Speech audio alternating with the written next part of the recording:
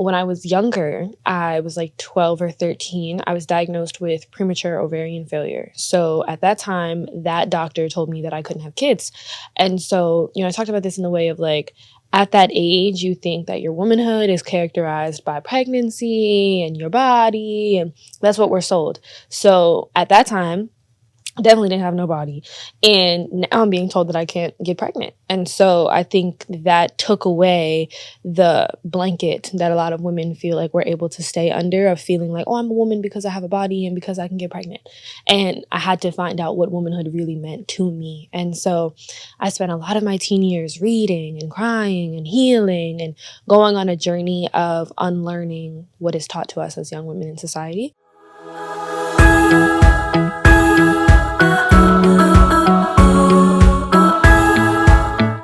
Welcome to the Dr. Daf Show. Today I have a very beautiful special guest with me, Taty Coakley. Taty Coakley is a YouTube content creator with a catalog of videos giving advice on dating, friendship, self-confidence, self-love, and she helps women to understand their interactions with men and cultivate love for their own lives. She's super honest, transparent, relatable, and such a light on YouTube. Welcome, Taty. Hi, thank you so much for having me. That was quite the intro. It's the truth. Thank you. It's the truth. Thank You're you. such a light. I really enjoy your content, and I just love the transparency in everything that you share. And I know so many people appreciate you coming and sharing the things that you've been through to help guide them through their 20-somethings. Thanks. I needed it. I was thinking, like, when I was starting my channel and everything, I wanted to be the big sister that I didn't have. So I think it's nice now because a lot of my audience is a lot of young women, 20-somethings, trying to figure it out. And I've been there. I'm still there. So I think it's nice for me to be able to speak from a place from experience, but also let them grow up with me, if that makes sense. And I can tell they're doing that. Well, you do have a lot of wisdom that you share. How did you gain this wisdom and knowledge that you share on your channel? Crazy enough, I just recently told this story like on my platforms, but when I was younger, I was like 12 or 13, I was diagnosed with premature ovarian failure. So at that time, that doctor told me that I couldn't have kids. And so, I talked about this in the way of like, at that age, you think that your womanhood is characterized by pregnancy and your body, and that's what we're sold. So at that time, definitely didn't have no body. And now I'm being told that I can't get pregnant. And so I think that took away the blanket that a lot of women feel like we're able to stay under, of feeling like, oh, I'm a woman because I have a body and because I can get pregnant. And I had to find out what womanhood really meant to me. And so I spent a lot of my teen years reading and crying and healing and going on a journey of unlearning what is taught to us as young women in society. And then 10 years later, I went and got a second opinion, and that doctor was like, oh no, your first doctor was wrong. And so that once again like pulled the rug out from under me. And so I think I learned a lot of the things that I've learned because I haven't been able to just coast as a woman. I've had to figure out how to survive as a woman and what that definition truly is to me. So I think that's probably where a lot of that came from. Wow, that is so deep. Yeah. So you were told that you weren't able to have children. So you had to figure out, okay, then am I even a woman? How am I going to embrace my womanhood without this huge piece that society says makes you a woman? And then you found out that you actually can have children, but at that point, you'd already gone through this process. So it was really like God using this to create a stronger version of yourself in a way. Yeah, no, for years, I was so bitter about it, and I was so upset, and I was jealous of other women. And I felt like, especially with something like fertility, because you can't see that at the naked eye, right? There could have been a lot of girls around me dealing with, the same diagnosis, and I wouldn't know that. So I felt so alone. It's only me. I'm so much less than everyone else. And it was making me such a bitter, insecure person. And then as time went on, I, got the second diagnosis, and I was yelling and crying at God, like, why? This is such a cruel joke. It took so many years away from me of joy, of innocence. I felt like I was 13 going on 30. And then I prayed, and I feel like I truly healed and realized that it didn't happen to me. It happened for me, because that pause really forced me to dig into myself, dig into what femininity is, what is womanhood, what are all the things that, society says that we are or what we should be. And I think it made me such a stronger woman, such a better woman, I feel much more confident in who I am outside of external validation now. And I think that that's something that I try to teach and instill in my audience, because it's not common. A lot of women are walking around feeling very insecure. And I feel like that's where society wants us to be. We're more pliable that way. So that is true. Trying to take the veil off, of misogyny in today's society. But yeah, I definitely think God put me on a pause for a purpose. He definitely did. And you're fulfilling that. So what is your idea now of femininity? I think femininity is whatever you make it. So I think the cool thing about women is that we are not a monolith. So I think, some women might express their femininity in the way of even how you're dressed right now, right? Maybe like a flowy dress or like the makeup or, feeling dainty as a woman, feeling, just floating, you know what I mean? Just coasting because we can, Right. Just living and existing in our beauty and in different ways like that. Or someone can feel feminine in the way that they are nurturing, right? So that's a lot of the ways that I feel feminine. I'm a super nurturing person. I'm super empathetic. I'm compassionate.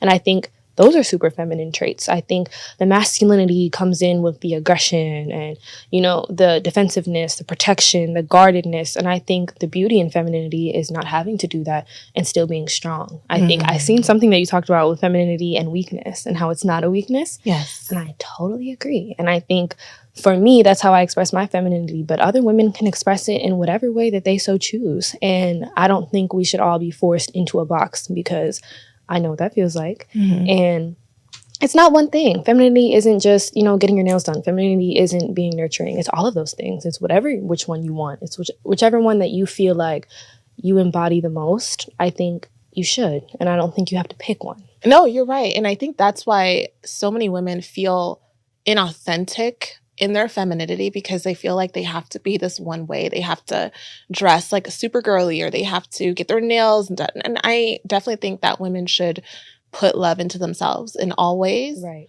But there's not a certain box you have to be in. And when you do that, I feel that that's when you start feeling inauthentic to who you really are. And then you can't keep it up. And you're constantly comparing or like becoming jealous of other people who you think are doing it more naturally. Right. And those inner traits are way more important than how you dress.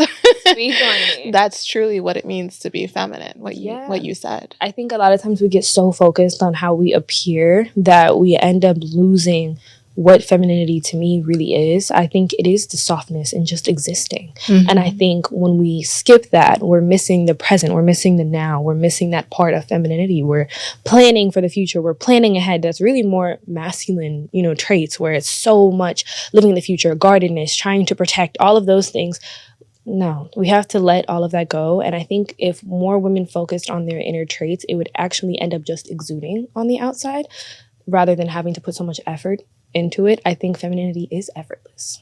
But you are so wise. No, you are so wise. I love what you just said right now about just existing. Yeah. That is truly the cornerstone of femininity. It's like you're not necessarily having to do, you are just being. And if people would just exist in their lives, they would be much more fulfilled. Yes. And not feeling like they have to do anything. Speaking on it too, you know what you're talking about. Yeah. So speaking of which, being in relationships at a point in time where you were feeling like you weren't what you felt was like whole as a woman, how did that affect your dating relationships? Because you spend a lot of time creating content on dating. Yeah. It's really, really good content. It's very helpful. But when you were dating, did you start to ever feel like any resentment towards men, or any like maybe not feeling like enough because a man may want this from you? Or did you even feel like you were giving away your body more easily, knowing that you couldn't get pregnant anyway? Right. And so you could be a little bit more promiscuous and just kind of like conquer men in a way? Yeah. So I went through, I think because this happened to be so young, it was right at that stage where like sexuality starts coming up and, people start losing their virginities and having that conversation.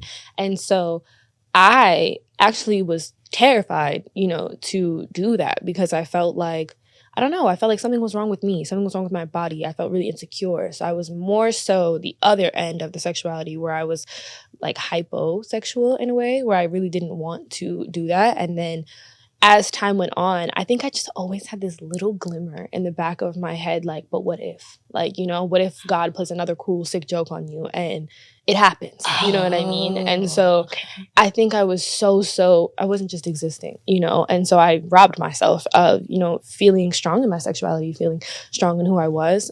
So I definitely was on the other end, but I definitely did experience the not feeling enough. You know, I definitely feel like I chose people because of that void. You know, I was looking for that void to be filled. I was picking men that made me feel like enough. I wanted to be picked by the guy that wanted every girl, you know what I mean? Because I wanted to be the one that he chose. Like, I wanted to be enough. I wanted to feel like I had something over everyone else, because this guy can have any guy he wants in the world, but he chose me. And that made me feel good in that time, even though he wasn't ish, right. You know, but it made me feel good. And I think I overlooked a lot of red flags, because instead of focusing on someone who, you know, made me feel enough because of who I was looking for men that really didn't feel enough themselves.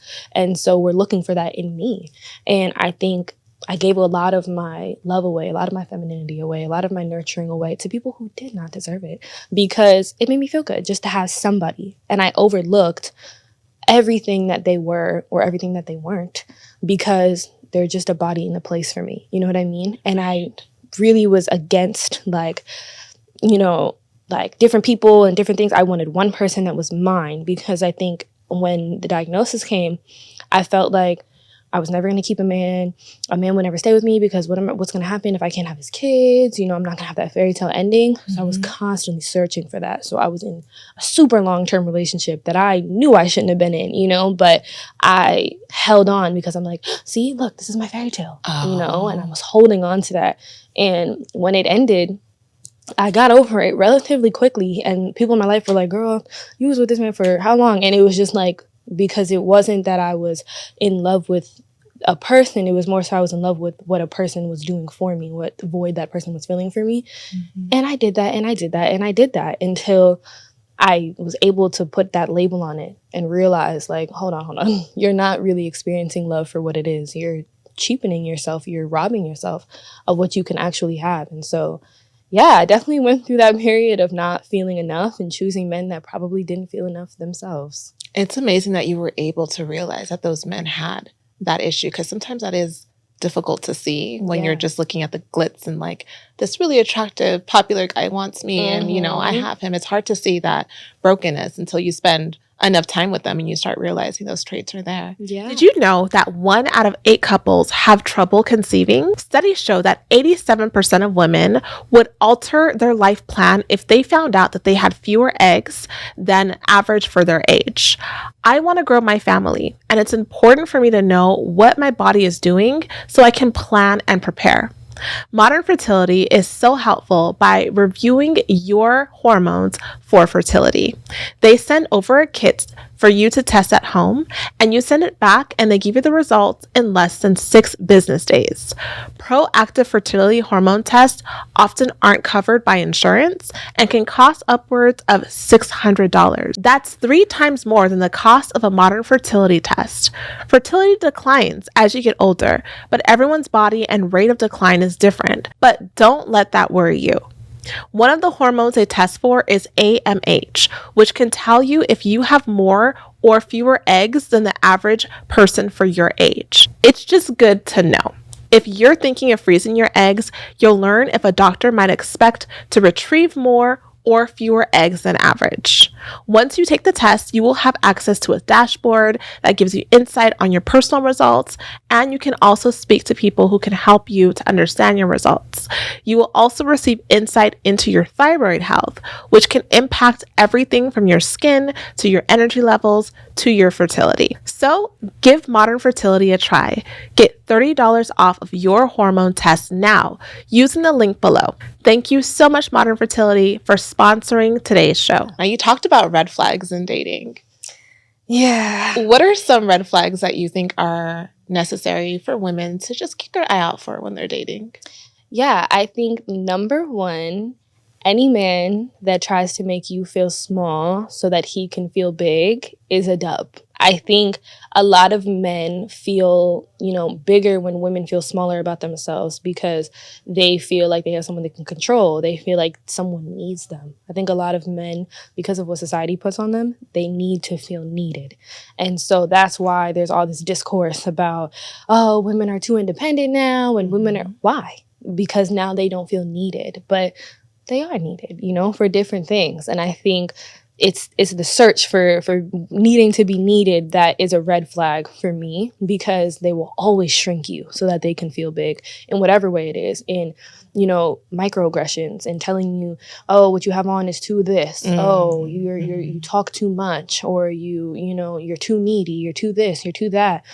Men like that are a red flag because they'll never allow you to exist. They'll never allow you to excel because they feel like somehow that dampens their success or who they are. So that would be a number one red flag for me. I think. So you're talking about being controlling, it almost sounds like. Yeah. I think a lot of men are slickly controlling, right? Okay. So they're not going to tell you can't go out, you can't do this. Some men will, but some men are a little bit slicker. They're not going to tell you can't do things, but they'll make you feel bad about the things that you're doing.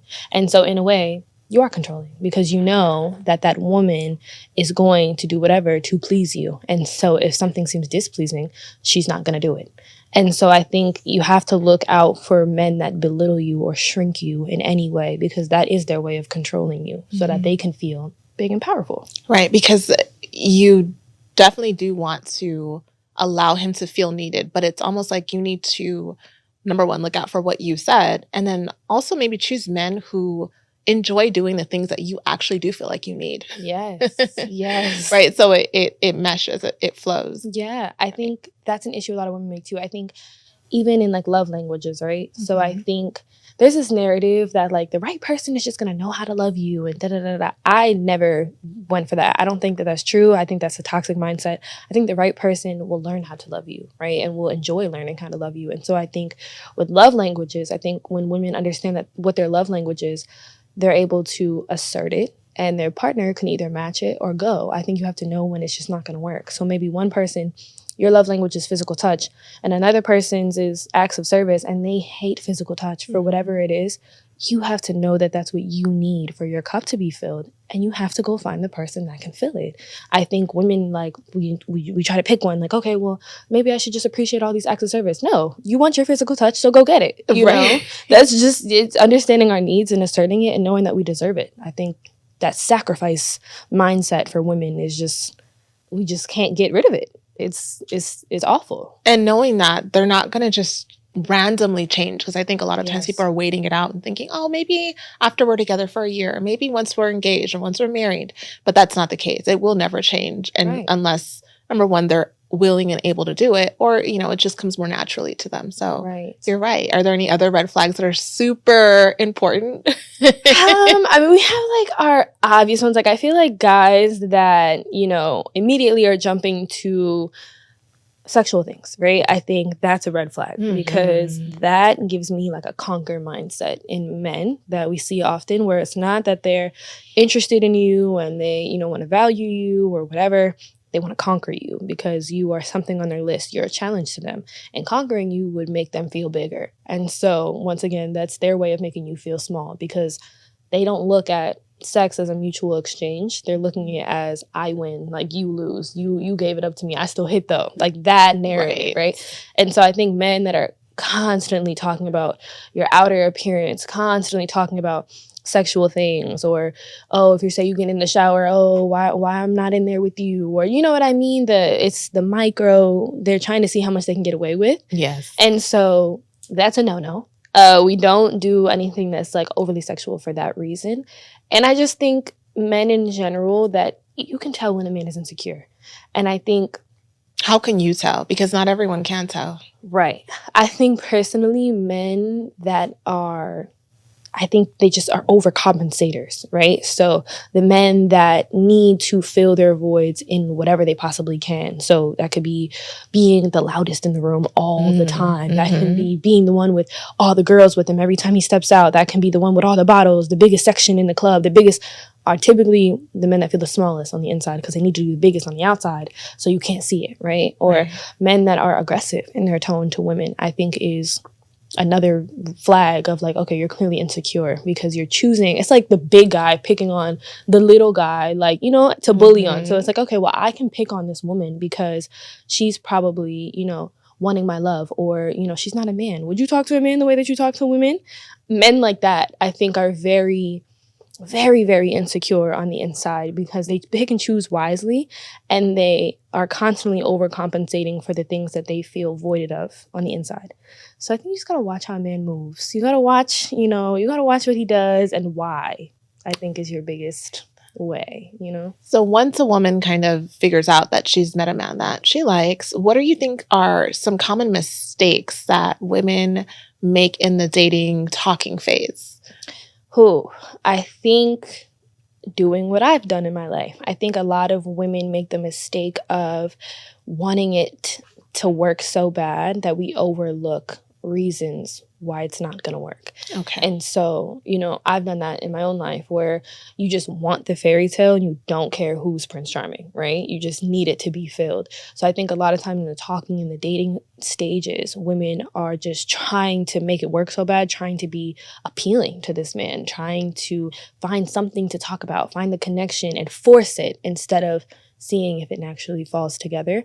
So I think the mistake is in rushing. The mistake is in trying to fill the fairy tale without vetting your Prince Charming. I think even I saw this conversation recently on Twitter where people were talking about women rushing to have children, you know, when you get to that certain age and your biological clock is ticking. But are we vetting the father, you know, because you want it so bad, but you may be manifesting a worse situation for yourself for the next 18 plus years, you know?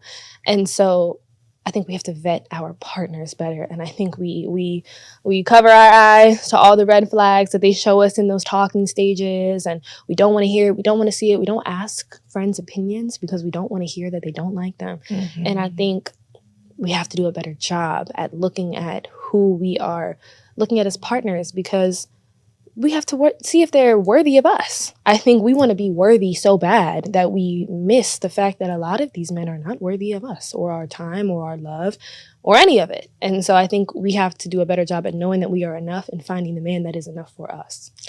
I love that. I've had friends in the past where they've been dating someone that we could clearly see was going to be a problem eventually. Right. And I remember, you know, because when I have a friend who I love and I see something like this, I'm so passionate sometimes about telling them something I see that it can sometimes come off a little bit jarring. Like they're like, okay, like I don't see this and I don't appreciate you saying these things. Right. So I remember backing off and apologizing. And then, you know, maybe 2 years down the road, this person did something that was just devastating to her, which I already saw coming. Of course. And when it happened to her, I reminded her and she's like, I never saw that. I didn't see it. And it's like, you didn't want to see it. Because it's very obvious, but you were so consumed by this person. And you need to be able to listen to people who love you, who are not competing with you, who don't want your man, right, who are just trying to help you, right?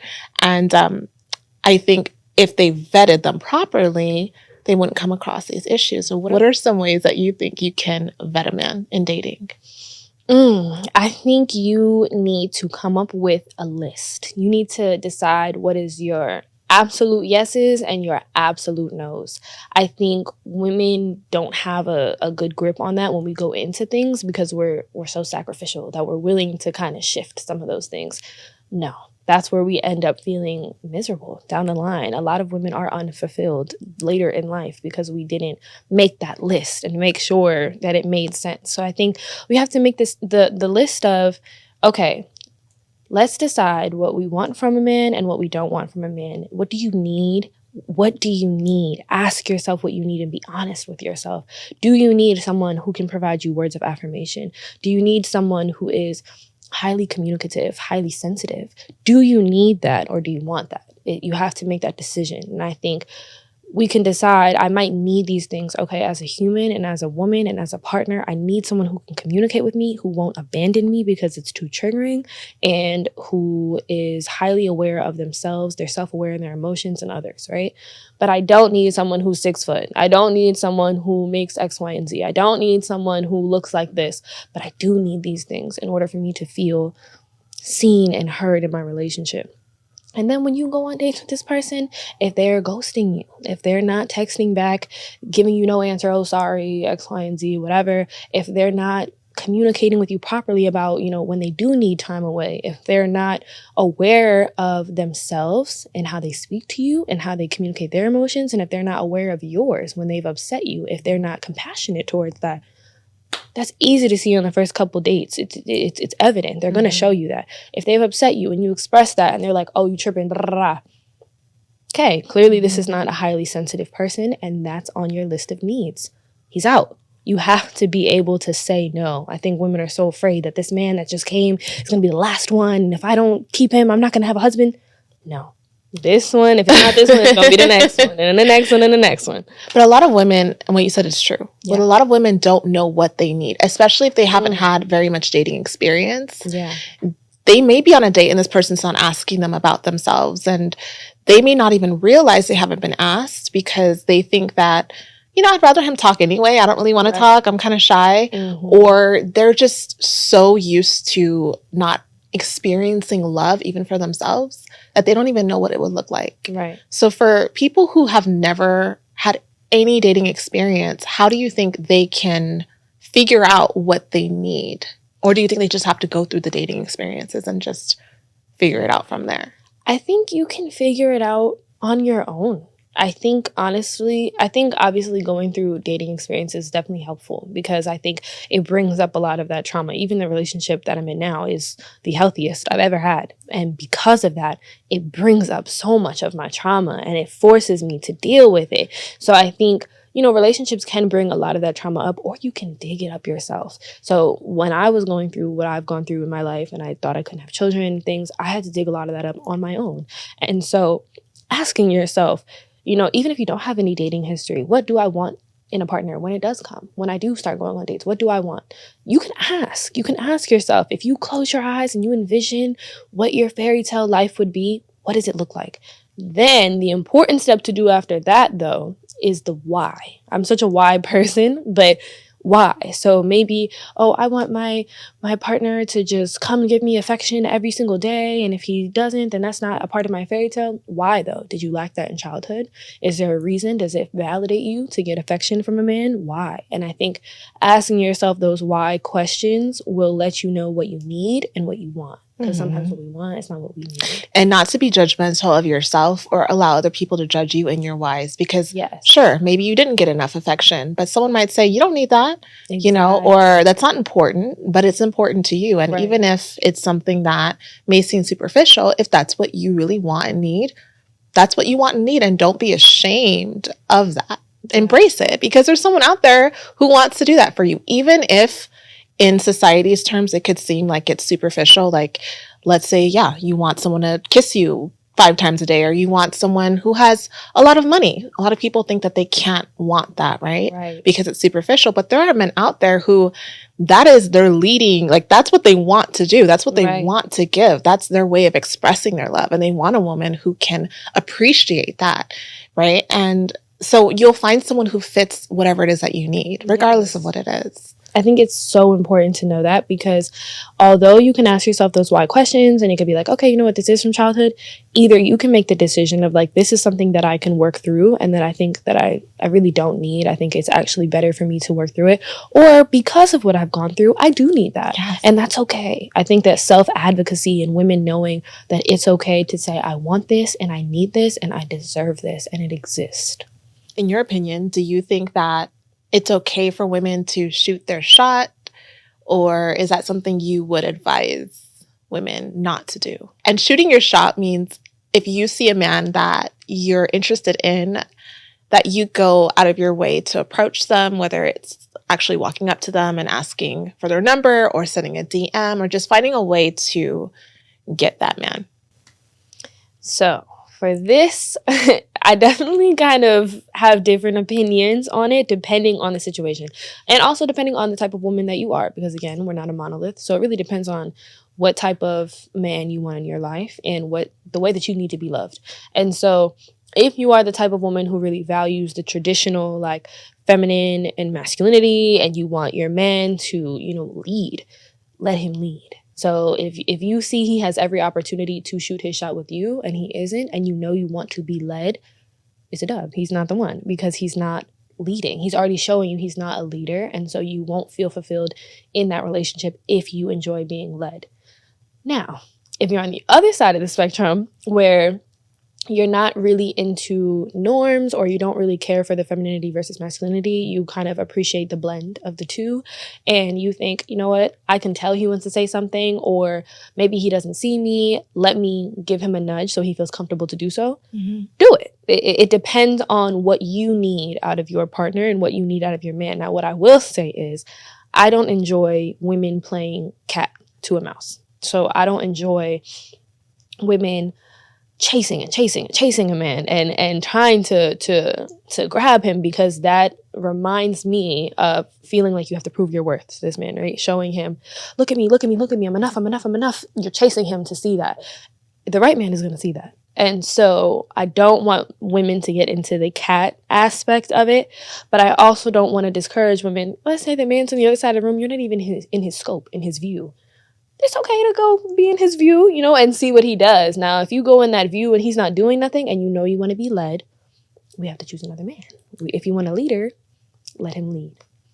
Yeah, that's so true. And it's like there are feminine ways, like you said, of getting that man's attention. Yeah. And maybe he didn't see you, or maybe a conversation, you can still strike up a conversation with someone. Doesn't mean you have to literally be silent and just hope that he finds you attractive. Yes. Some men are attracted or stimulated by intelligence, or by a little bit of wit or humor. And so they may have to speak to you. They may not be so attracted to you to walk up to you. But if you ask them a question, or what are you drinking, or something that might encourage them to speak to you. So it is okay. It is okay if you see something and, you're interested in it. There's nothing wrong with that, really. It's just more about after the fact, if you're noticing that they're not doing any chasing whatsoever, then it's a pretty clear sign that they're not interested, or they're not available. yeah, that's another thing. Yeah. Don't be fooled by these men that have wives and girlfriends right. at home, and that's why they don't want to be, the initiator. But a lot of men, it's not the case. But maybe, they are stimulated, like you said, by something else other than just your outer looks, and that might be a good thing. That is a good thing. And maybe, I don't want women either to be so into their femininity and what they think femininity is that they're silent, right? That they feel like they can't speak, because that starts going the opposite way for me. That gets misogynistic for me, where if women want something, they can't go for it. If women want to have a conversation with a man, they can't, because he should, and we should just sit there and look pretty. If you want to have a conversation with that man, go have a conversation with that man, but make sure we don't cat the man the whole time. Let him reciprocate. But yeah, I also don't want women to get so much into these gender norms that they just shrink themselves before a man can even try to shrink them. Let's shrink themselves. They shrink themselves. Mm-hmm. Well, and sometimes some women are just genuinely confused. So they'll say that they want a man to chase them, but they'll be chasing, mm-hmm. and then get upset with a man, and then tell the man, I don't chase men. If you want me, you need to take me out. And it's like, you're saying you don't chase men, but you're chasing him. Right. And it's like, do you even know what that looks like to chase a man? Mm. So in your opinion, if a woman is dealing with a man, let's say she goes on a couple dates with him, and then all of a sudden he just stops responding, stops speaking to her. He just totally ghosts her. Mm-hmm. What do you think a woman should do if she's ghosted? Move on. Like, I think it's a perspective thing. I think a lot of women, when they're ghosted or abandoned, get triggered. It's the abandonment issues coming up, right? So it's like, how can I fix this void really quick? Let me chase him, because if I get him back, then see, I am enough. He still wants me, right? So we fixate when they ghost us, instead of realizing, okay, it's not about me not being enough. Maybe he feels like he's not enough for me, and so he had to remove himself. Maybe he's triggered. Maybe he isn't enough for me, and he knows that. And so that's why he's doing that. Clearly he isn't if he cannot communicate with you, right? So I think the perspective is, okay, this man isn't enough for me or feels like he isn't enough for me, and that's enough for me to be happy that he removed himself because he did the work for me. You know, I don't want a man that isn't communicative. I don't want a man that is shaky in how he feels about himself, that he would make a decision like that or project that onto me. And so I think it's a perspective change when women are ghosted and being like, okay, great. Not this one, the next one. If he's removing himself, he knows he couldn't handle me. Great. Who can? You know, it's the perspective shift of it's not that I'm not enough. He isn't. Great. Thank you, because I thought you were, you know? Right, exactly. That's huge. I know when I was a lot younger, I didn't really understand dating and relationships. I didn't have anyone to teach me any of this stuff. And for me, it was all trial and error. And I was at a point in my life where I was pretty successful for my age. I looked a certain way. I also am a pretty friendly person and just kind of like a genuinely happy person. And I would date these men that I felt they were like, their personalities were great and everything, but they didn't have some of the other things I look for in a man, because those men were a little bit too intimidating to me. And I felt like I wasn't enough for them. Right. So I was dating men that were way below me. And they were always shocked that I was interested in them. Like, they could not even relax in those dating relationships because they were thinking, like, why is this girl with me? You know? And they were so insecure. And I'm like, it's okay, you know? But it wasn't okay. It wasn't okay. And I was frustrated and they were uncomfortable. Right. So I needed to feel like I was enough for the kind of person I genuinely really wanted. And deserve. Yeah. I think it's raising your standards because you know that you deserve them or that you meet them. You deserve what you give to a partner. And I think women don't feel that way. I think we feel like, well, we're supposed to do it because we're the woman and the man is just supposed to exist and bring the bread home. I don't agree. I feel like the man is supposed to also be nurturing, also be empathetic in his way, in his masculine way, right? And we can do it in our feminine way, or we can blend the two. I have my masculine moments in my relationship, and I don't dislike them. Sometimes I do want to live in my masculine energy. Sometimes I do want to be aggressive. Sometimes I do want to take charge, and I think that's okay as well. I think women need to know we don't have to stay in one box. We don't have to lower our standards so that we can feel better. We should find the man that makes us feel best because our standards are so high. And that's like, it's like a myth, I think, to women. Like, oh, no, no man is going to love the fact that my standards are so high, but they will. They will. And it's all about the way that you express them. I know with my husband, like, I definitely, at the time when I met him, I had a certain way of behaving, which was definitely more masculine. I do think some of those things made him attracted to me because he was like, it didn't match my looks and the way he expected me to be. And he was just like, this woman is a lot. But it was definitely something that attracted him. I think if I was just so docile, and I don't think he would have been attracted to me. Right. But I did need to learn how to manage that and not to overstep and not to disrespect him. And certain things that I thought was the way to behave, I needed to unlearn all the things that TV was telling me and rap music was telling me and figure out how men really operate, what they need, and how to be a nice, good person without, you know, overdoing it. So I think a lot of women incorporate a lot of those like masculine traits from ego.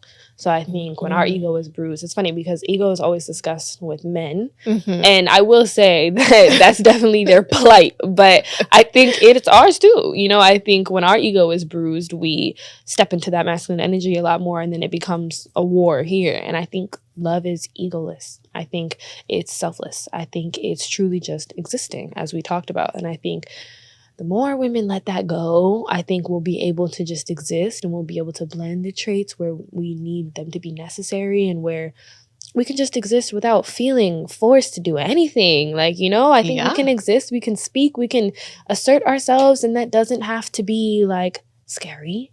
I think, you know, the right man will know how to lead you in that and to support you in that. We just have to know it exists so we can go get it. It does exist. Right. It does definitely exist. So you mentioned that you're in a relationship with someone, and I've seen your pictures on Instagram. You seem like you really do mesh together. Like, you guys seem like you get each other. Yeah. Would you say that you're friends with him? The crazy thing is we were friends for years before we started dating. Like, I think that's why we work so well now. we met in college, like way, way back when I was like 18. And we met, and he was in a relationship at the time. I was in a relationship at the time. So we were just friends. And then I transferred colleges. So we lost contact for years, like 4 years. And I had moved to LA. And his best friend at the time, who also went to the college that we went to, was like, "Do I see you in LA?" And I was like, "Yeah. Are you out here?" And he's like, "Yeah, I'm here with Tiz." And I'm like, "Oh, that's crazy." Because I'm single now. That's great. So we had linked up, and he had freshly got out of his relationship, and so did I, and so we kind of rekindled our friendship. And as time went on, he just courted me, and it changed the whole nature of our relationship. And I think although we're in a relationship now, we are friends first before anything, and that's why the relationship thrives. I'm glad you see it. I definitely see it. Thanks. Wow. So if someone wasn't friends before, like how you were, how would you say that two people can genuinely be friends with their partners in their relationship? I think taking out the level of sexuality and everything. I think everything doesn't have to be a sexual romantic experience. I think you can have intimacy without that. So I think, you can go on dates that don't have to do with the dark, dim lights and the candles, right? And lead to something after. I think you can go on a date and you could go do pottery together. That's such an intimacy form, but it's not sexual, right? It's not, overtly romantic. I think doing activities with your partner that are not sex-based or are not, attraction-based. I think you have to build that. You have to play games with your partner. You have to bring out the inner child in your partner. Me and my partner now, we'll sit there and do little play fights, and we'll do little things that little me wanted to do. And so I think, ask yourself, what did you like to do as a child? Do it with your partner. What did they like to do as a child? Do it with your partner. You want to feel like children together. You want to laugh from your belly with your partner. You want to do things and get to know your partner on a level that doesn't benefit you. I think a lot of people want to get to know their partner for their benefit, right? How we're talking about, making sure that your partner can meet your needs, but also get to know your partner in a way that the information is not benefiting you or the relationship, really. You're just getting to know them. What did you like to do as a kid? That doesn't, change the nature of your relationship or really benefit you anyway, but you understand your partner more. And I think it's about letting that go and learning what your partner likes to do, surprising them with, fun little things like that, bringing out the inner child in your partner so that your partner can bring out the inner child in you. I think sometimes that women feel like if they show that side of them, their partner isn't going to like them anymore, because it does take some vulnerability to just let go in that way. Yeah. Do you think that that's the case? Have you ever seen yourself show a certain side of you and the person wasn't feeling it? Yeah, and that's how I knew this wasn't the person for me, but I think that's a level of privilege that I have, because although I went through what I went through, I think it gives me privilege in the way that I am a little bit sterner in my womanhood and sterner in my needs and my, desires. And so I have a little bit of privilege in being like, and yeah, I just let him go because, that's hard. That's hard to do. And so I think I have gone through that, but what allowed me to leave situations like that was knowing the right person for me is going to love me in all my forms, at my best, at my worst, at my silliest, at my most childish. They're going to love me in all my forms. And because I have the capability of doing that, I think women have to know that the love that you want exists because it exists in you. If you can love somebody that way, somebody can love you that way. And so you have to be vulnerable because you can't keep the facade up forever. At one point, you're going to have to let the facade down, girl. Like, at one point, you're going to be in your bonnet and you're going to be eating your food in the bed and you're going to be yourself. And, what's the point of prolonging that? Because I'd rather know that this person is not for me in the beginning than waste my time. And eventually he see me at my worst 10 years from now and he leave me. Right. Why? Let me show you early and see how you feel, Well, Taty, you are so beautiful. You're so glamorous and gorgeous inside and out. But someone being as physically attractive as you are, another person listening might think, well, of course she thinks that she can just get someone else. I mean, she looks so gorgeous. Who wouldn't want to date her? No. If a person feels like they're not beautiful or they're not able to get dates very easily, I think it might be difficult to feel like they can just leave because they may think, well, it's going to take another 5 years to get another date. It is, it definitely is. And I know that, again, I have privilege in that way because it's like, well, I fit a lot of the beauty standards. And so I do have that crutch, and I think that's that's something that I think women need to address, because I think on Instagram and, you know, society today, it's like, oh, just leave him and get another one. Just leave him and get another one. You know what I mean? And it'd be all these like IG models and stuff saying that. And it's like, well, look at your privilege though. You know, you have all these men lusting after you all the time. Of course you're going to say something like that. And so I look at my privilege in that way as well. But I think there was a time when I didn't fit that standard, you know? And so when I was younger, we had switched schools and I was in an all-white school, and I did not fit that beauty standard. It was the blonde hair, it was the blue eyes, you know, and it was like me and maybe 5 other people of color in that whole school. And so, you know, we were bullied for that, you know, we were put down for that and whatever. And so I did feel that way in that time. And I was like, oh my gosh, let me just grab a man and hold on to him, because I don't know when the next one is going to come, girl. Right. And I think as I grew out of that, I realized like I'd rather be alone than, you know, be with someone who isn't worthy of my time. And so even if you think another man isn't going to come, know that you don't need him. I think it's letting go of the necessity for a man and letting go for the necessity of a partner. You are your best partner. And I say that now. I am still my best partner. My boyfriend is his best partner. You know what I'm saying? I just can try to be as close to that as possible. But I know what I need the best. I know what love I need. I can love myself better than anybody else. And if that man isn't at least getting close, you need to give it to yourself. You need to just love on yourself. It's that fear of being alone that I think holds a lot of women, because society makes us feel like if we're alone, we're less than.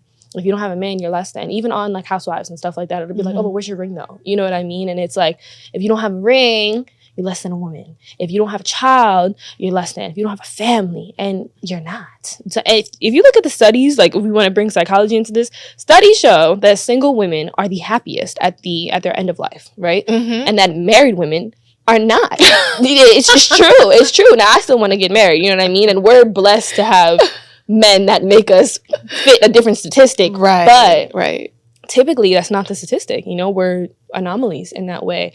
And it's because we're so pressed to have a man and we're so pressed to settle. And it's like, girl, be alone. That's the right truth. Man will come along, and we have to believe in that. I think it's a lack of belief. It's a lack of belief that there's someone out there like you. But again, if you can love somebody like that, someone can love you like that. And it's better to be alone until they come along than to give your love away, because you're taking it away from yourself.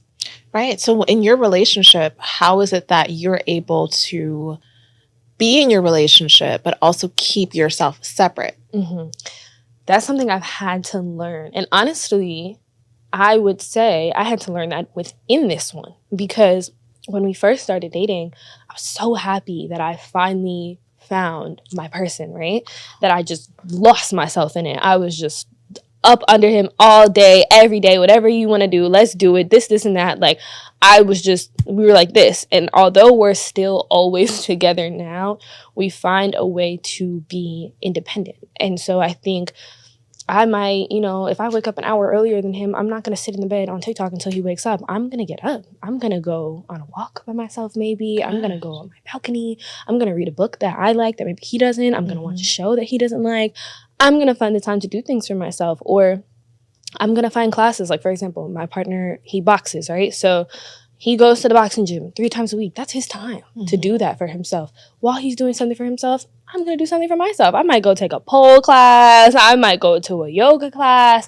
It's about learning that just because you have a partner, you don't always have to move as a unit. You can still represent your partner separately. I'm representing my partner right now, you know, but he's not with me, and that's okay. He doesn't always have to be on my hip in order for me to represent him. And I think it's also about making sure you find a partner that allows you to express yourself within the relationship. I think even when we are together, I'm able to do things that I like to do. I'm able to talk how I want to talk, and he's able to support it and let me exist. And I think people feel like they have to choose one or another. And honestly, you don't want to be with a partner that makes you choose their life or yours. You know what I mean? Oh, I do know what you mean. That's actually really important, what you just said. Yeah. Even the ability to express yourself, because some men, if they didn't have the same background as you, or, you know, just the way you may speak might just be a little more loose, or there's some slang that you use, or you just have different thoughts or opinions. As soon as you express yourself, they're like, I can't believe you think that. And they cannot let it go. Like, they have to force you to change your opinion into theirs. Yes. And you're meshing into them. Yes. And it's crazy because this is where like the agree to disagree thing comes in, because I think there's a way to do that. I think a lot of times the agree to disagree thing can be dismissive. It's like, oh my God, I can't believe you think like that. It's very dismissive. Or it can be, you know, manipulative. Like, no, you have to think how I think. I think you can understand people's differences. I literally just had this conversation with my partner where it's like, I might need something and something may be really rational to me and it could be so irrational to you. That's okay though. I just expect you as a partner to say, although I can't rationalize that for myself, I understand that it's rational for you. So how can I support you in that? You know what I mean? We don't always have to understand each other. Some things that he thinks is rational, I'm like, what are you talking about? I don't have to get it. You know, I just have to support you through that and find a way to understand you so that you're still seen, heard, and valid even when I may not get it. I don't have to get it. I just have to support it. That takes maturity. Yeah. Especially to have a man do that. That's that's why, you know, it's, although I can say this is the healthiest relationship that I've ever experienced, because I do have that. I do have someone who, you know, when I might be tweaking out, I might be on my, like, I don't care, I'm on my whatever, you know, I'm trying to rationalize something. He's going to let me experience that and express that and say, you're experiencing something right now and you're valid to experience that and you're valid to express. What do you need from me right now? I'm hearing that you're feeling X, Y, and Z. So what can I do to make you feel A, B, and C? That's a partner. That's a partner. And I think women feel like they can't do that because when they express themselves a lot of time, men will be like, girl, you bugging, girl, you tripping, I'm not dealing with this. We don't deserve to be dismissed. You deserve to be heard. You deserve to be heard. You deserve to be validated, and you deserve to be supported and uplifted in your partner. And if you don't have that, he's not a partner. He's a leech to me. And then when you split up eventually, you won't know who you are as a person. You'll be lost in trying to figure out, who am I? What do I actually like? What do I want to do? You won't know because you've turned into him, whatever he modeled you and molded you to become. And that's not okay. Speak on it. I had a friend like this, and she had left the relationship, and I was asking her, like, so what do you want to do now? Like, now you're single, like, what do you want to do? You're free. I'm here to support you, you know? And she was like, I don't even know. Like, and I was like, girl, who are you without him? What's your favorite color? What music do you like to listen to? Is it his favorite color? Is it his genre of music? And it was. And we cried together for that. And like, you don't even know who you are anymore. And so it's so important for women to find out what they like and stand in that. Stand firm in what you like. Stand firm in who you are. And find the right partner that supports that. If my partner were to like screamo and I don't like that, I don't like it. But that's great for you. And let me understand why you like it. What does it do for you? Let me try it out for you. But I still like what I like. And that's okay. I think you can find a way to support your partner without losing support of yourself. In one of your videos, I saw that you talked about your struggle with anxiety and how the past trauma that you've experienced, sometimes, you know, some anxiety comes up, or you may even have a panic attack, right? Yeah.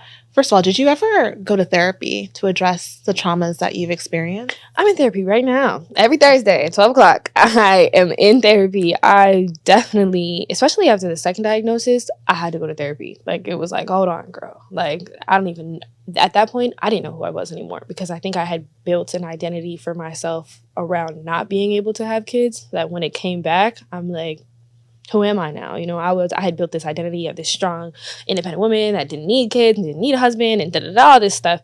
And now I'm like, well, now who am I? You know, I keep building my identity around things that clearly can be taken away or changed. And so definitely went to therapy, definitely cried that out, definitely am still healing and still understanding that I need support along the way that is not biased from my boyfriend or my parents or my friends or myself, is an objective voice for me to help me and guide me through this journey.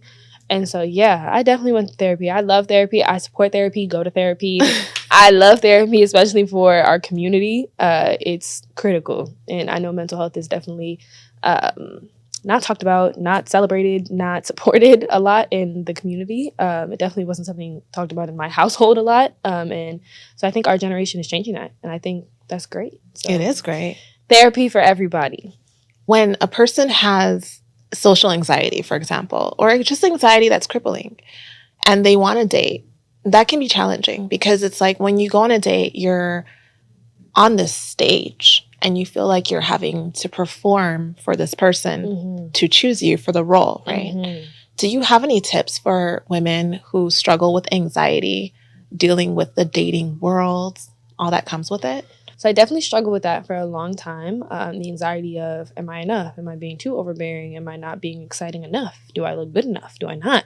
All these thoughts in my head that almost ended up getting in my own way because I'm not just existing, as we're talking about. So I think for women that are struggling with anxiety and knowing that you are enough going into your dates, not overthinking the dates, is understanding the value of just existing, of understanding that the more you overthink it, the less you're in the moment. And honestly, the more you're going to miss in the partner.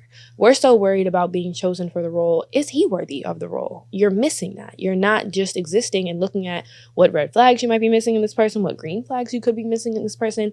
A lot of women after the date couldn't even tell you nothing about this man because they were so focused on everything that they looked like and said and did. You don't even know who's sitting in front of you. And so I think that ends up translating into relationships, that you have this relationship anxiety where you're just so focused on being the perfect girlfriend the whole time. We don't know if he's the perfect boyfriend right in front of you. And so if anything, honestly, especially because anxiety is fear-based and fear of the future, for women that are dealing with anxiety, it should be less so of the fear of not being enough and more so of the fear of choosing the wrong person.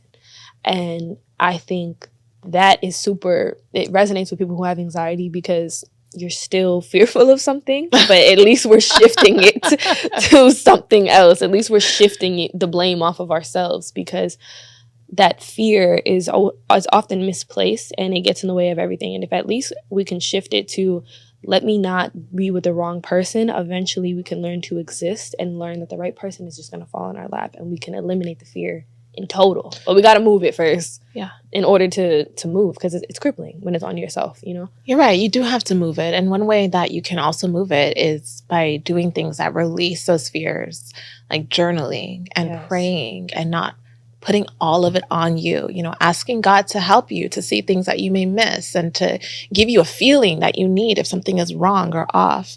And sometimes too, like if you're too afraid that this may be the wrong person, maybe you got out of an abusive relationship and you're just so afraid that you're going to meet someone else because you're still not sure how you got into one in the first place, right? You may be so afraid and you're not even allowing someone in. Right. Right. And so you have to shift the fear, but the fear does need to get removed as soon as possible. And you can do that through prayer and faith that you are being looked after and that you will be able to figure it out because it won't feel right to you. I love that. I think I've done that myself, you know, in life where it's like, oh my God, this is the wrong person, this is the wrong person, wrong person. Because I was able to shift it, right? I was able to get it from, okay, you know what? I am enough. What if they're not? And I was so focused on that I ended up missing out on a lot of good times. You know what I mean? I ended up missing out on, even in my own relationship when we first started dating, I still had that fear, you know? And so it was like, I missed a lot of moments. I missed being present in the love that I was being given because I was stuck on that one now. And so eventually I had to remove that. But I think, you know, I first had to know that I was good enough. Then I had to know that the person in front of me may or may not be good enough, but it's not my job to dissect it and figure it out. You know, I think it's my job to exist. It's their job to exist. And if we coexist beautifully, great. If not, it'll fall apart on its own.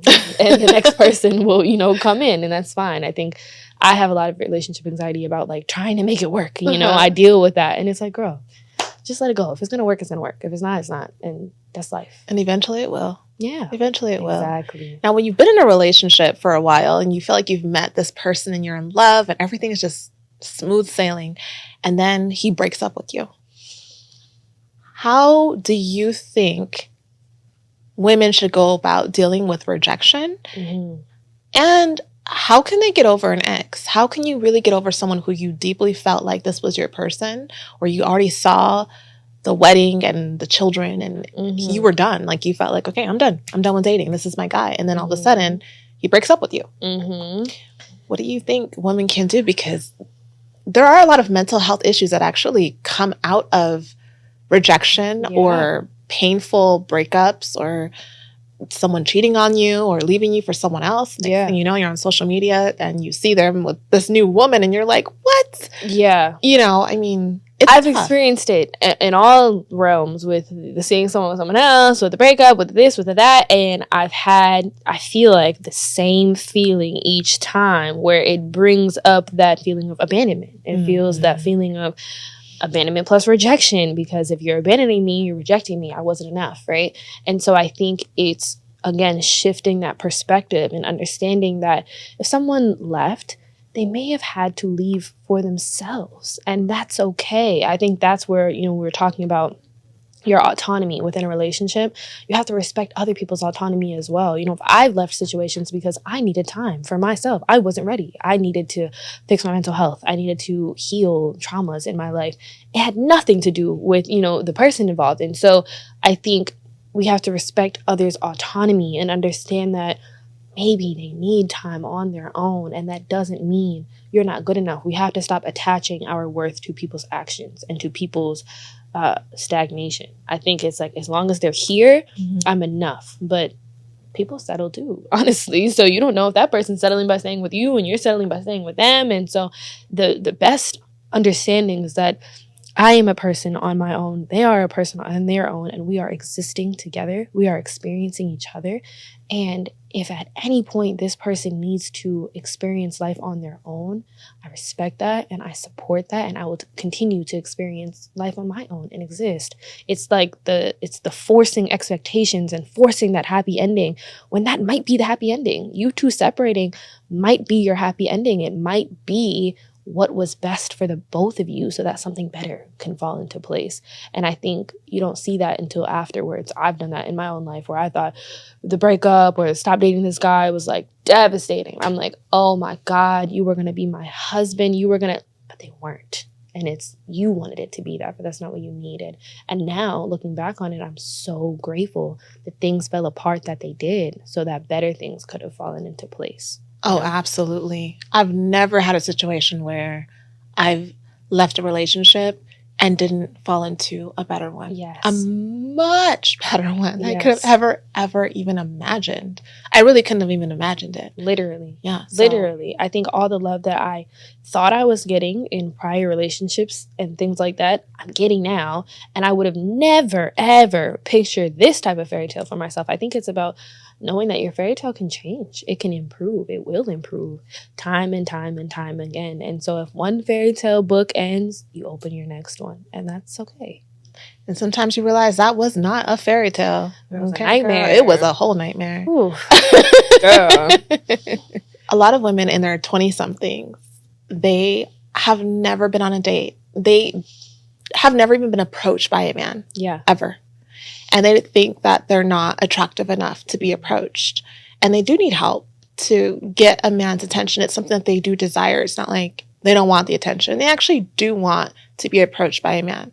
What are some tips that you can give ladies who are wanting to date, but men are not noticing them at all, to maybe get a man's attention in a way that's still authentic and comfortable for them? I think it's about finding what you think your superpower is, right? So I think a lot of times, especially in today's world, it's like the superpower seems to be a certain aesthetic, right? So it's like, oh, the body is a superpower, the face is a superpower, the hair, the nails, or whatever is a superpower. But that's not where it stops. That might be somebody's, that might be what she feels is her superpower. But what is yours? I think that the traits that you have inside of you, those are your biggest superpowers, because that's where most of us differ, right? So a lot of us look the damn same, but the way that you love is so specific. The way that you nurture is so specific. The person that you are is one of one. And so I think women have to do deep diving into themselves and figure out, what is your superpower and how can I exhibit that on a daily basis? How can I show confidence in that superpower? I think a lot of women aren't getting approached because they don't know what their superpower is and they feel less than other women. So they have their shoulders down. They play the back role. They put themselves in the back. They don't stand and command that room. They don't command the room because they don't need to be confident about a specific body part, a specific aesthetic. They're confident because they're them, and that's enough. You know, they're confident because they are so intelligent. They are so compassionate. They are so inquisitive. They're so curious. They're so adventurous. It could be so many different things that should give them the power to put your shoulders back and to command that room and to keep your head up and your chin up. And I think women have to do a better job at letting go of what society taught us, that there's only one thing that we should be proud of, that it's our bodies and, you know, what we can offer a man. What do we offer the world? What do we offer our friends? What do we offer ourselves? Mm-hmm. And I think if we value that more, we can stand in that and we can walk in rooms that way. And I think it'll be more commanding for other men. Oh, girl, I love that.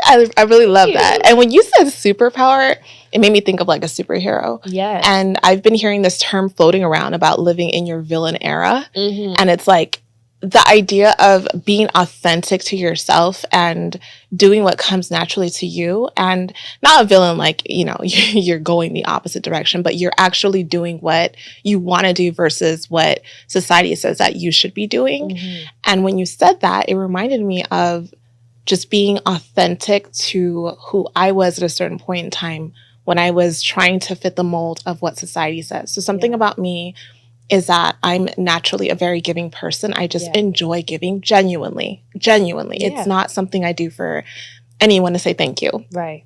So let's just say, like, if I saw a man and I wanted a date and I had some baked bread at work or something that I baked, I would give it to him and just say, like, here's some bread.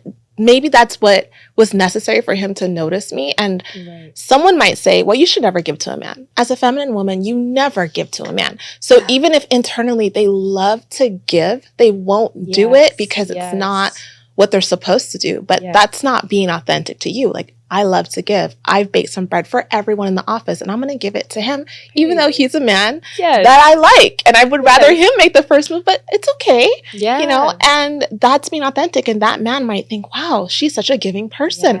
How sweet of her to think of me. Let me go talk to her. Let me ask her out on a date. Exactly. You know, and that's truly a great way, like you mentioned, of being noticed. Being noticed. That's what we were talking about earlier, where like some men might need the nudge. And that's okay. You know, unless you feel like as a woman, you don't want a nudge and you are in your power to say that, you know, but if you do it. I nudge my boyfriend all the time. You know what I mean? I don't think it's that serious. But I also, that reminds me of the like cooking and cleaning topic. And I've talked about this before where people are like, you know, should women be cooking and cleaning for their man? And if not, da-da-da. And now that we're in this villain era, you know, discussion, people are like, well, you shouldn't, right? Mm-hmm.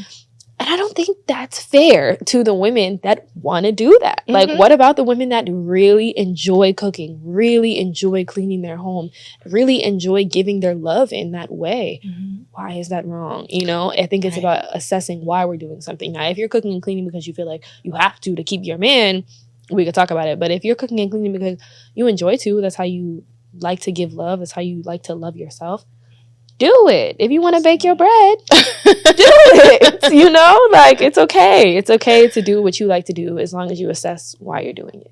And you are also able to recognize when you're being taken advantage of. Yes. Because if you love cooking and cleaning and you clean his apartment every weekend just because you enjoy cleaning, it's fun for you, but then you realize he's calling you to come clean and he's not taking you out to dinner, or he's not thanking you, or, you know, appreciating it. And becoming a point of where he's using you. At least just recognizing when things are becoming a problem, I think, is just wise.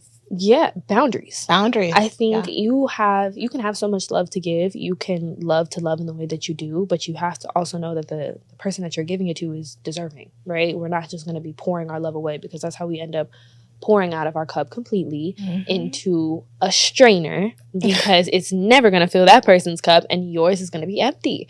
And so, it's just boundaries, assessing how much love you're giving, why you're giving it, who you're giving it to, and if it's being reciprocated. If your cup's not getting filled back by this person, why are you doing it? You know, it could be fun to do, but give it to someone else who might like to do something fun for you too. And it's, you know, an exchange, and you can feel filled and pour instead of just pouring. And that's why a lot of women end up feeling drained and miserable and used and are looking around like, why though? I love to cook and clean. I love to bake my bread, because no one's baking the bread for you. That's right. And that's important. It's important. And you don't always have to give everything to the person that you're dating.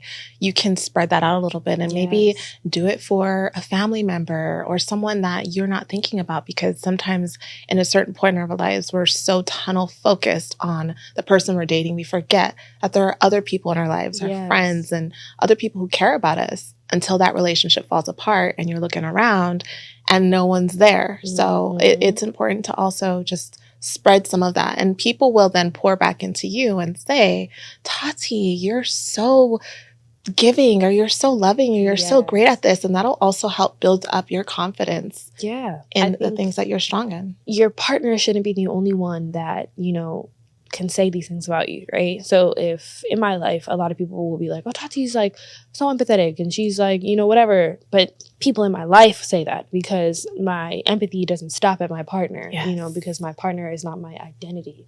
And I think that's a lot of issue for women as well, is feeling like my boyfriend, my husband is who I am. The fact that I'm a wife, the fact that I'm a girlfriend is everything to me. And that is my identity. And it's like, but it's not though. It's a part of who you are. You're also a friend. You're a daughter. You're a sister. You know, you're so many other things. And I think when we don't water them, they die. And then we just have this one flower instead of having a garden of beautiful flowers, you know? Oh, I love that. So Taty, I have something for you. I own a fragrance line. Ooh! Yes, do you like fragrance? Yes, oh, I love fragrance. And it's called Fine Forever, and I brought some for you today to just smell and see what you think of them. Okay. Ooh, the packaging. Can the camera see? Can I see it? Sure, this is our first fragrance. Yeah, look at the packaging. Ooh! Yeah, this is gorgeous. Look how beautiful the packaging is for every divine woman who wants to be fine forever. Okay. Yeah, I love it. Okay, so what is this one called? This one is called 2911. Okay. This is our debut. This is like our signature debut fragrance. Okay. Oh, this is beautiful. I don't know what I was expecting, but I wasn't expecting this.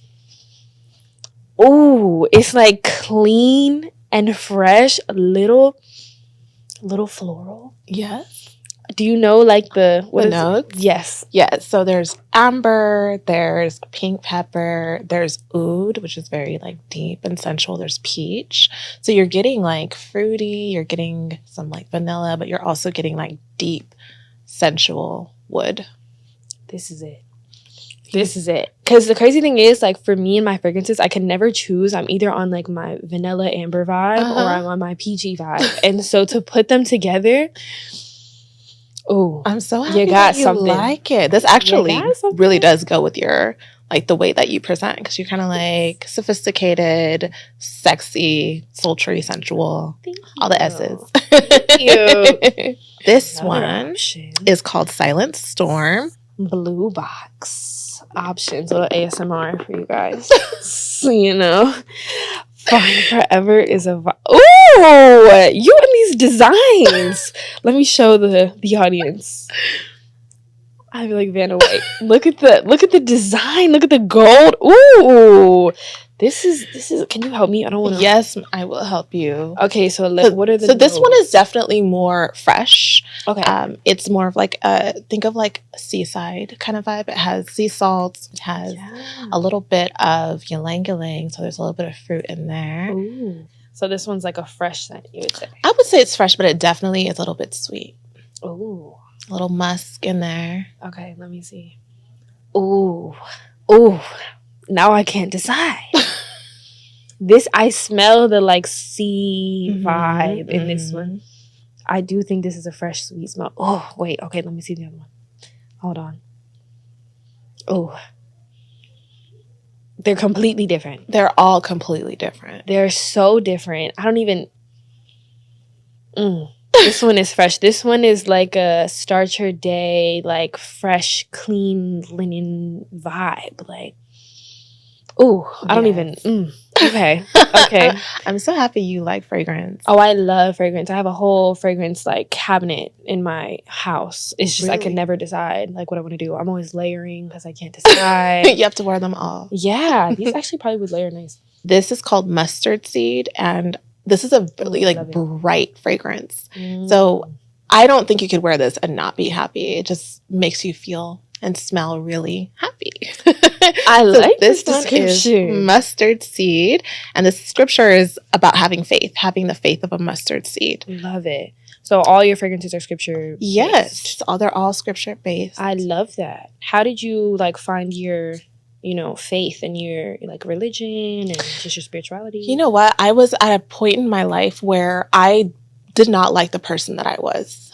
I felt like I was always trying to be a certain kind of person, but yet it never seemed to manifest. Like I could never really stop doing what I felt like I shouldn't be doing.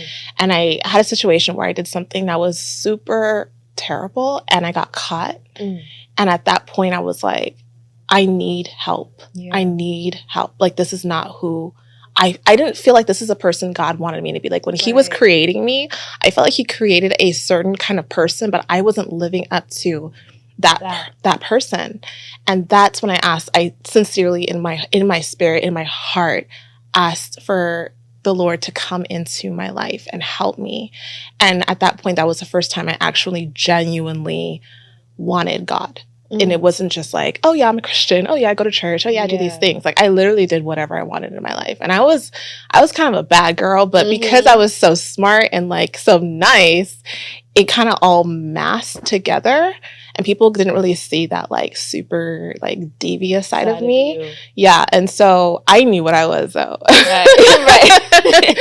So that's how I like ran into Jesus, and my life completely changed. Like once I genuinely from my soul asked for that, he helped me, and I literally changed my entire life. And now I finally feel like this is this is the person he created, and it's not hard anymore. Like I still have to do work, but I feel like I have a spiritual help that pushes me through. And now I feel like I'm really living the purpose that I was meant to live, because I didn't know who I was. And I really don't feel like you ever really can know who you are until Jesus is in your life, really. So it changed everything. And that's why with this brand, it's called Fine Forever. For one, being like fine. And they're also fine fragrances, but also to let you know that as long as you have God in your life, you will be fine forever. Like no matter what you're going through, you will be fine forever as long as you have God.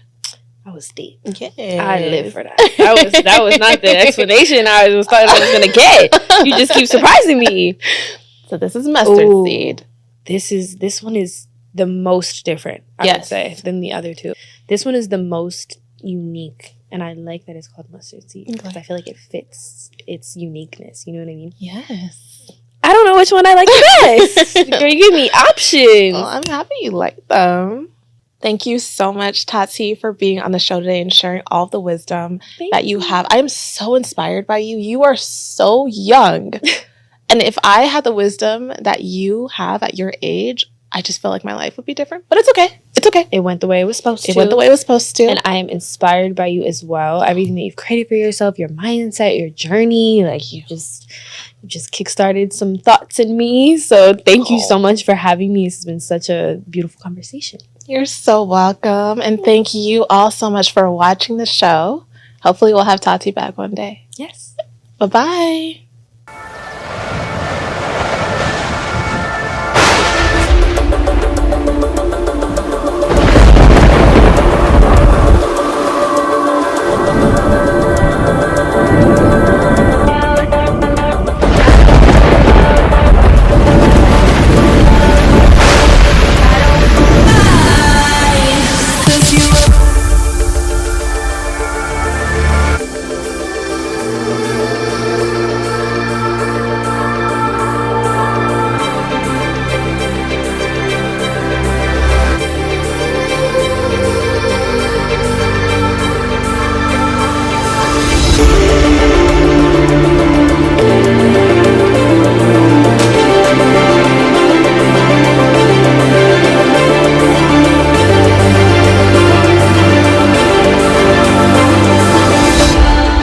Introducing Silent Storm, the fragrance. Fine forever.